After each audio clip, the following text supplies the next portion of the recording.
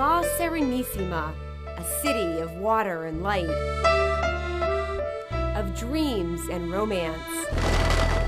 And while the canals are its trademark, what really defines Venice is a lesser-known delight, its lagoon.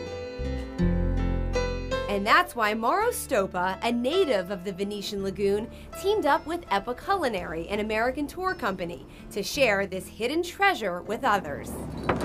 As captain, tour guide, and chef, after 1 hour you put in the oven. Stoppa navigates the secret side of Venice to showcase its culture and its cuisine. For 4 days, a maximum of 10 guests not only get to explore the islands of the lagoon and learn how to prepare Venetian food, they also get to dine at the finest restaurants and stay in the area's most historic hotels. But what really makes this journey so distinctive is Stoppa's ship.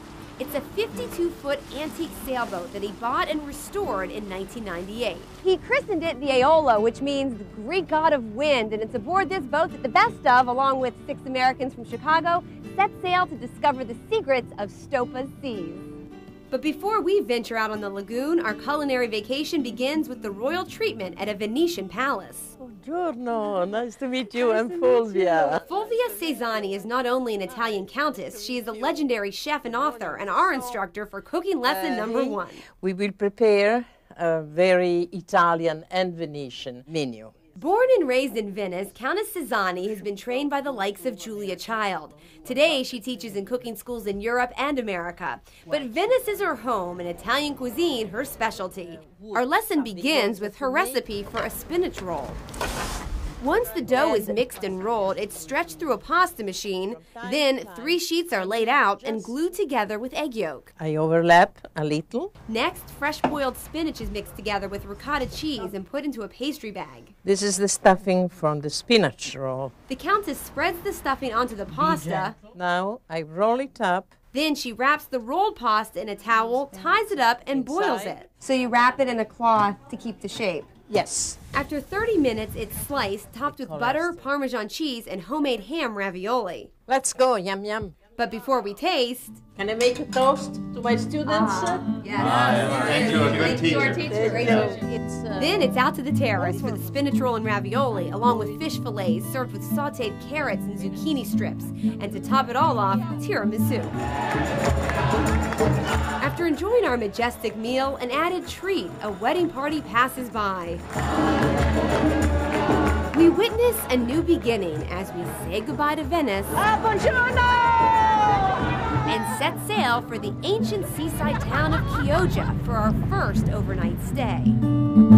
Located south of Venice, Chioggia is one of the most important and busy fishing ports on the Adriatic Sea. It's also home to this famed local fish market, which is the focal point of day 2 on our culinary adventure.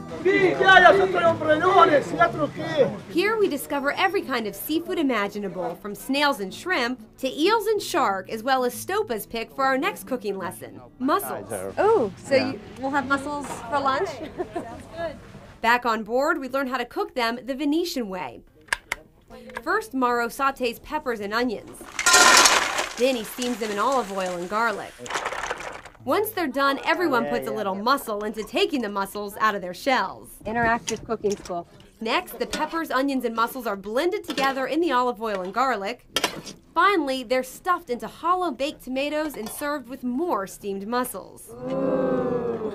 Unbelievable. We could all have an adjective. Delicioso. Superb. Exceptional. Yum. Buon appetito. Bon appetito. Also on the menu, pasta with spider crab claws and sea bass with stuffing. Your boat's gonna sink with everything we've eaten. To lighten the load, we decided to jump ship and enjoy the rest of our day exploring the lagoon. Day 3 begins on the island of Torcello. This is where the first Venetians landed in their flight from the barbarians more than 1,500 years ago. In fact, for a time, this became the cornerstone of Venetian civilization.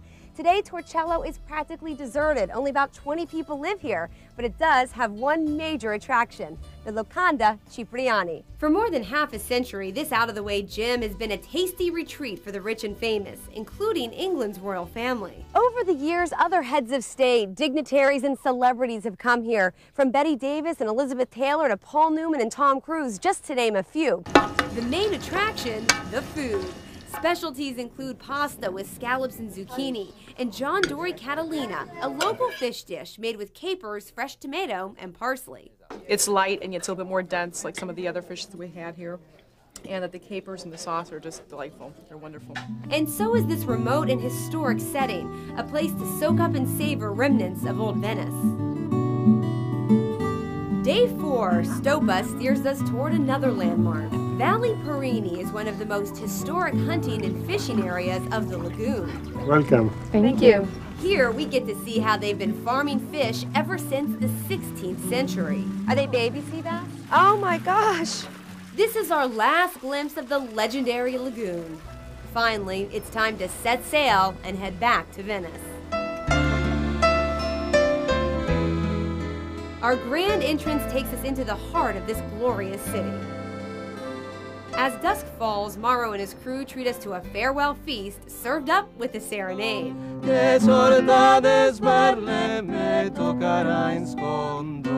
First, we sample sea scallops made with garlic and parsley. This is phenomenal. Followed by risotto and scampi and the local fish of the day, sea robin. All in all, a tasty finish to a truly memorable culinary vacation. It is my first culinary vacation, and it's been exceptional. I'll tell you, I'm basically a beer and potato chips guy, but I must say this has been one of the best experiences I've ever had in my life. It far exceeded every expectation. Yes, I will do this again. But it does come with a price tag. The cost for the tour, the lessons, the meals, and hotel rooms for 4 nights is just over $3,000 per person, and that doesn't include airfare.